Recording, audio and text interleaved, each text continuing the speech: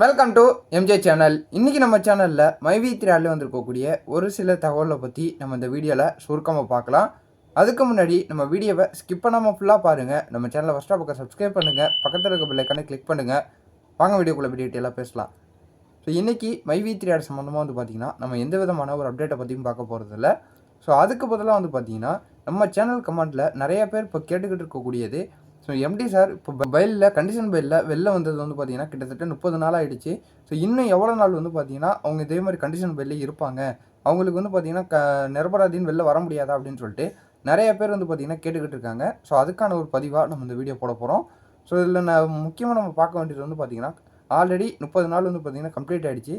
இந்த கண்டிஷன் பைலுக்குன்னு வந்து பார்த்திங்கன்னா 60லேருந்து 90 நாள் வந்து பார்த்திங்கன்னா நீதிமன்றத்தில் டைம் வச்சுருப்பாங்க. ஆல்ரெடி 30 நாள் கம்ப்ளீட் ஆகிடுச்சு. இன்னொரு 30 நாள் வந்து பார்த்திங்கன்னா எம்டி சாருக்கு எந்த ஒரு பிரச்சனையும் கொடுக்காம நீதிமன்றம் என்னெல்லாம் ஒரு வலியுறுத்தி சொல்லிச்சோ அதை ஃபாலோ பண்ணிக்கிட்டே இருந்தாங்கன்னா கண்டிப்பாக இந்த 60 நாளுக்குள்ளே 60 நாள் முடிஞ்சதுக்கப்புறம் அவங்க நிரபராதி அப்படின்னு சொல்லிட்டு வெளில வரதுக்கு நிறைய வாய்ப்பு இருக்குது. ஸோ நீதிமன்றத்துக்கு உட்பட்டு தான் அவங்க எல்லாத்தையுமே செஞ்சுக்கிட்டு இருக்காங்க.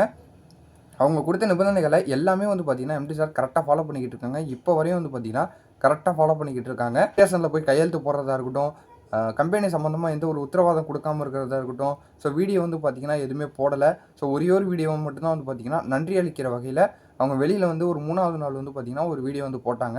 அதுக்கப்புறமா எம்டி சார்ட்டேருந்து எந்த விதமான ஒரு தகவலும் இல்லாமல் தான் இருந்துக்கிட்டு இருக்குது. ஸோ நீதிமன்றத்தில் என்னெல்லாம் ஒரு ரூல்ஸ் போட்டிருந்தாங்களோ அது எல்லாத்தையுமே வந்து பார்த்திங்கன்னா கரெக்டாக ஃபாலோ பண்ணிக்கிட்டு வந்துக்கிட்டு இருக்காங்க.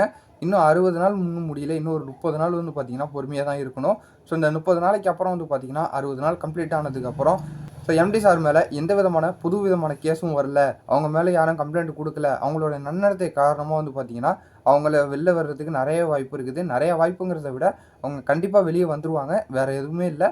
புது விதமான எந்த விதமான புகாரும் அளிக்கலை. ஸோ ஆல்ரெடி வந்து பார்த்திங்கன்னா அவங்க கரெக்டாக எல்லா ஸ்டெப்பையும் ஃபாலோ பண்ணிக்கிட்டு இருக்கிறதுனால கண்டிப்பாக அவங்க வெளியே வருவாங்க. இதுதான் உண்மை. ஸோ இதை நான் உங்களுக்கு தெரியப்படுத்தணும். இது பல பேர் வந்து பார்த்திங்கன்னா நம்ம கமெண்ட்லேயே கேட்டுக்கிட்டு இருக்கீங்க.